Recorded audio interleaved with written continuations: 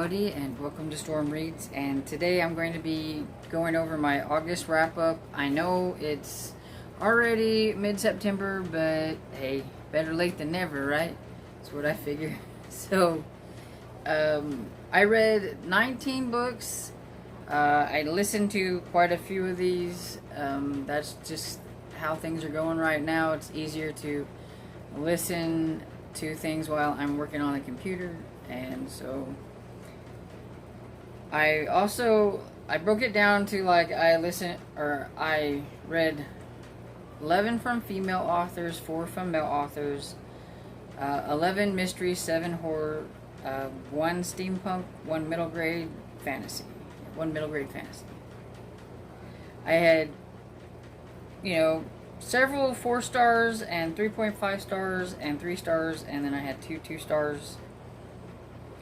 And so I think because I have so many, I'm just going to tell you what my favorite ones are, tell you what my least favorite ones were, and then just show you the books and give you like what I thought of them, like a rating. I'm not going to really go into too much detail because to be honest, it's been a long time since I've read some of these, since it's the mid-September, and I have a horrible memory when it comes to like plots and everything. I know if I liked it or didn't like it, but to actually tell you a lot of stuff about them, sometimes my memory is horrible and I just cannot do it. And so it's just be easier on me if I just tell you what I thought of them by star rating, pretty much. So we're gonna go with that. So my favorite books that I read, I have 3 of them because I had a hard time like deciding out of these. They're all 4-star reads. I didn't have any like 5 stars, but out of all the 4 stars, these were like my top 3. So that's what I'm gonna go with on favorites. And so the first one would be The Night Swim by Megan Golden. This is the first book I've ever read by her, and I really enjoyed it. And like I said, I gave it 4 stars, and it is about it's got a podcast in it, which I think is really well, and I think it's really well done listening to it. I think that was one of the, it's got like a full cast, so it has somebody doing the podcast and then somebody doing the 2 other POVs, because it has 2 POVs in a podcast. And so I really liked the way that was done and the mystery around this, and I was really kind of surprised by the whodunit. So that was probably one of the reasons why I gave it 4 stars, is because I really liked how it came together at the end. So my next one is the Southern Book Club's Guide to Slaying Vampires. That is a very long title, by Grady Hendrix. And I listened to this one also, and it was so funny. It really had me chuckling. I really liked it. Like I said, this was a 4-star read too. There were things that kept it from being like 5 stars, but it was fun. It was cute. It did have towards the end a little bit of grossness and things like that. So if you're not into that kind of stuff, you might not like it. But for the most part, I don't really think this was real big on the horror. It was just kind of nostalgic 90s type stuff. I grew up in the 90s, so it was I was a teenager in the 90s, so I could remember a lot of these things, and some of the things that the ladies were talking about was just kind of funny. So I liked it. So it was 4 stars. And then the only middle grade that I read, I really enjoyed. So this is The Language of Ghost by Heather Fawcett. And this was just a really fun middle grade fantasy about 3 siblings who were on their own after the death of their mother. Their mother was killed by some rebels, like they were rebelling against their mother, the queen. And because some of the people have magic and some people don't. And the ones that have magic, they can usually just speak one magic language, which is what they can do. It's a language, and only some very few people can actually speak all the languages.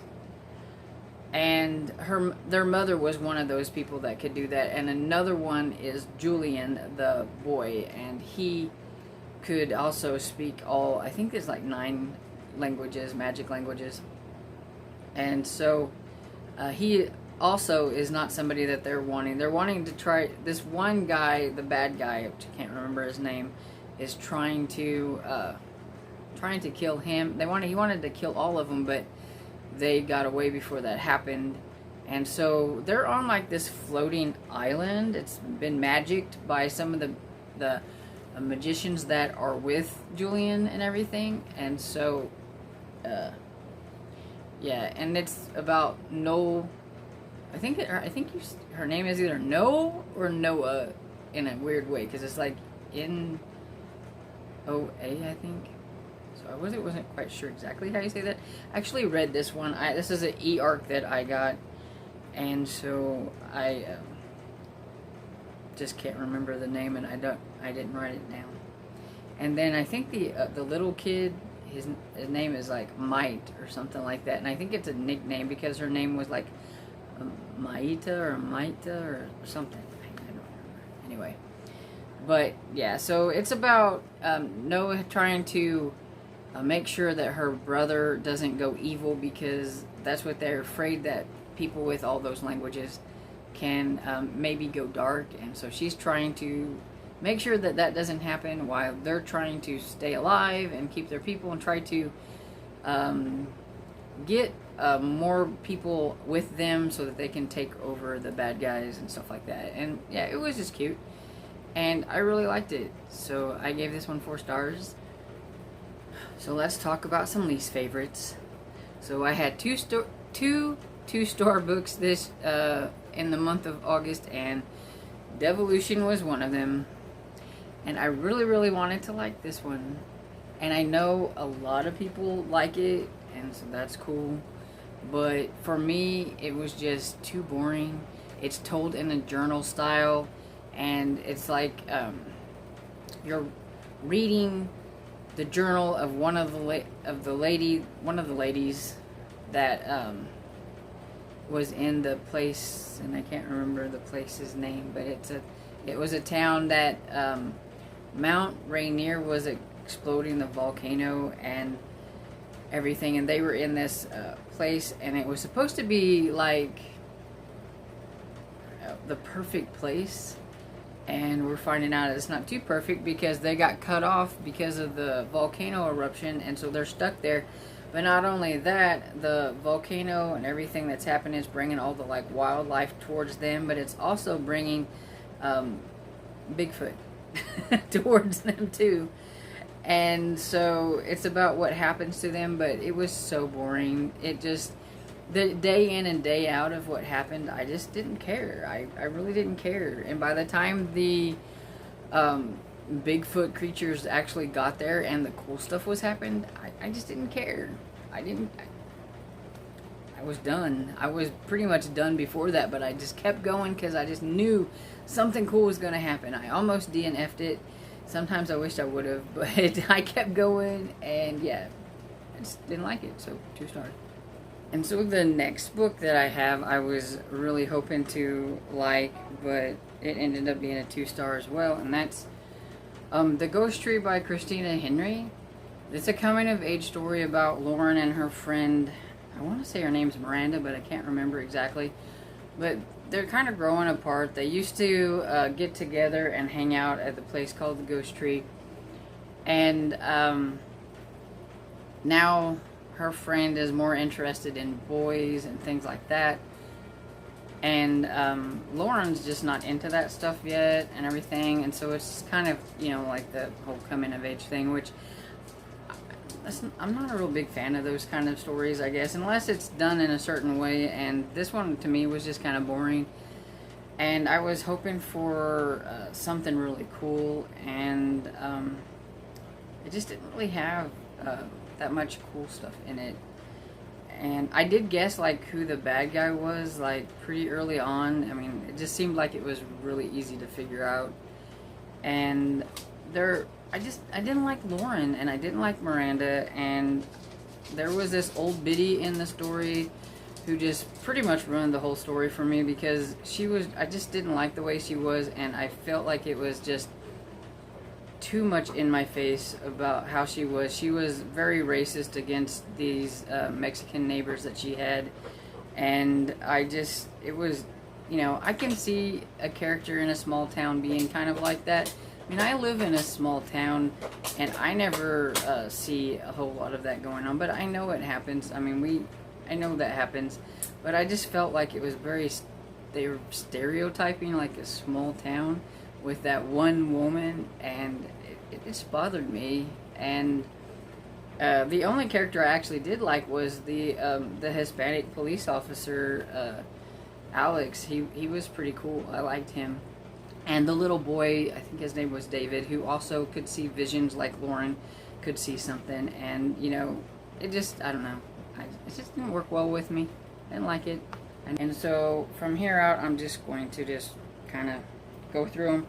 I read listened to 4 books from the